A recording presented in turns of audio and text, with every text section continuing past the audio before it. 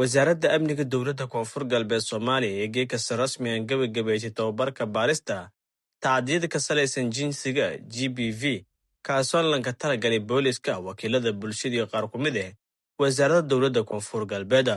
helitaanka tababarku baa u qayb galay wasiir ku-xigeenka wasaaradda amniga mudane Maxamed Yuusuf oo isugu heliyay tali xigeenka ciidanka booliska gaarka koonfur galbeed xaanasana bogaaday muhiimadda tababarku usan leey hoojiyowka awoodda hay'ado amniga iyo koranqaadowka cadaaladda bulshada tababarku way ku faa'iideysaday ciidanka booliska haweenka dhalinyarada barakacyaalka iyo shaqaale wasaaradda amniga haweenka iyo cadaaladda iyadana diiradda laga saaray habka casriga ee baarista tacdiyada jinsiga ka salaysan ilaalinta xuquuqda dhibanayaalka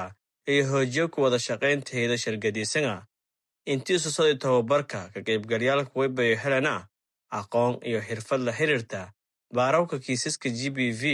maareynta xogtiyo sidii loo hubiyo in dhibanayaalkii helaan cadaalad iyo taageero buuxda tababarku waa qayb ku dadaalada joogtada ee la xoojiyo nabadda amniga ilaalinta xuquuqda aadanaga ee bulshada reer koonfur galbeed Soomaaliya inka dambeyntii mas'uuliyiintii u qayb galay munaasabadda helitaanka tababarka iyo dardaaran injeedii ku qaybgalayaalkii shirkadiisna ee tababarka muddadiisu socday ku faa'iideysadii saraakiil xigeenada gabdhaha maamulka degmada qaybaha kala duwan bulshada waxaan ugu salaamay salaanta islaamka assalaamu calaykum waraxmatullaahi wabarakaatu waxa aad ugu faraxsanahay maanta inaan qayb ka nahay tababar loo furaayo bulshada iyo booliska qaybihiisa kala duwan dowladda koonfur galbeed tababarkaas oo ah isdhexgalka bulshada iyo tacdiyada loo geysanayo jinsiga marka shaqadaasna waxa aad ugu maxadilnaa oo kaalin fiican ka soo qaatay wasaaradda amniga oo mar walba u taagan horumarinta booliska iyo bulshada iyo wada shaqayntoodii idinkan waxaan igala dardaarmaa inta yar seminaarka aad ku jirtiin waxa la idin bar inaad qaadatiin sababtoo ah dhammaantiin heer koonfur galbeed tihiin booliskuna waa booliska koonfur galbeed waxa u wada shaqaynaysiin deegaanka koonfur galbeed si wada jir ah inaad u wada shaqaysiin tababarkan waxyaalaha laga faa'iidayo waxay tahay jinsiga haweenka iyo carruurta hadday dhibaato dhacdo dadka caabi lahaa ama falalkooda baari lahaa waa booliska dadka wax gaaran waa shacabkii marka tacdigii shacabka loo geystay oo gaar ahaan haweenka iyo carruurta ayagii ayaa laga rabaa in booliska inay si wada jir ah ay u ogaadaan ay wada shaqeeyaan sababtoo qofka maanta maamul ka tirsan ama bulshada rayidka ka tirsan oo meesha fadhiyo seminaarka aad qaadanayso waxa anfacay dadka aad u noqonayso xaafadda aad degan tahay tacdiyo qof loo geystay arkay qaabka aad u soo xariiri lahayd booliska u soo gaarsiin lahayd ku baranay booliskan ayadan xirfadda ka faa'iidaan waxay tahay qofka tacdiyo loo geystay dhibanaha ah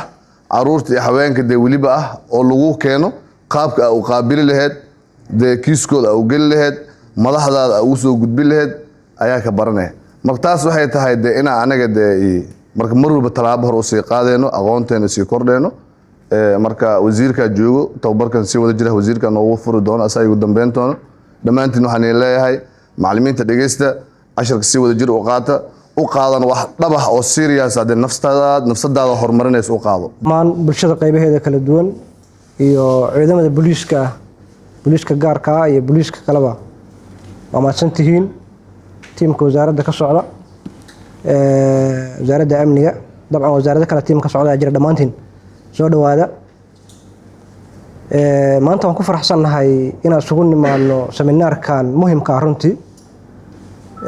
waxa muhiimka u yahayna waxay tahay bulshada waxa ugu nugul waa hooyada iyo dhallaanka marka waxa lagu falanqeynaya ama lagu baranayana waxay tahay hooyada iyo dhallaanka tacadiga soo gaara si loo xakameyn lahaa ama looga hortagi lahaa ama looga daba tegi lahaa marka saasuu muhiim u yahay in marka aad barataan tacadiyadaas loo geysanayo bulshada qaybta ugu nugul sidii looga hortagi lahaa ama looga daba tegi lahaa macno badanay iyo samaynaysa bulsho ahaan iyo ciidan ahaan macno badan u samaynaysa macnaha kale samaynaysa waxay tahay dawladdeenu inay u soo jeedo dadka nugul inay garab siiso oo wax kasta oo runtii culays ku ah ama tacaddi jinsi ha noqoto ama tacaddi kale ha noqoto inay diyaar u tahay dowladdu inay bulshada qaybaha nugul garab istaagto una tababarto biliisku si ay uga shaqayn lahaayeen howlahaas dadka nugul ku dhacaya saad ogtihiin si gaara degmadan Baydhabo waxaa degan dad nugul oo barakacayaal aad u tiro badan culayska u badan marka maadaama uu qofkii degan yahay meel magaalada geeskeeda maadaama laga yaabo guriga uu degan yahay inuusan lahayn albaab weyn ama dayr dhagax wax ka celiya inuusan lahayn waxaa laga yaabaa inay tacadiya ku dhacaan dhinac kasta ay ahaadaan dadkaas marka waxaa la rabaa in loogu adeego si u quruxda badan u sharafta badan uguna wanaagsan loo ilaaliyo marka hore dadkaas inaysan waxba gaarin si loo ilaalin lahaa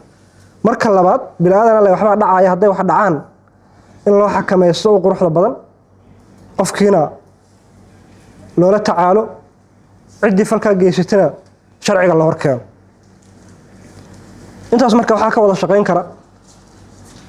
bulshadii oo dadka ku dhex jirta oo idinku ka mid tihiin oo laga yaabo qayb inay ku dhex jiraan dadkaas danyarta maalintii habeenkii dhex taagan yihiin iyo booliiskii oo ayaguna sidoo kale dhex taagan markasta bulshadii laakiin laga yaabo xogtaas in markaas ka dahsoonta ama aysan soo gaarin in ay idinkana la wadaagtiin tiraahdo warkiiskana yaala culayskana meeshaas ka jira booliiskuna soo qurux baa markaas ay wax xakameeyaan oo ay uga hawlgalaan marka aad u maasantihiin seminaarkanu waa seminaar runtii muhiimad gooni ah dadkiina aad uga adeegaysiin waxaan rajaynaynaa inaad siisaan ahamiyad weyn oo gooni ah qofka bini'aadamkaana waxa ugu qaalisan oo bixiya waqtigiisa waqtigiina aad bixinaysiin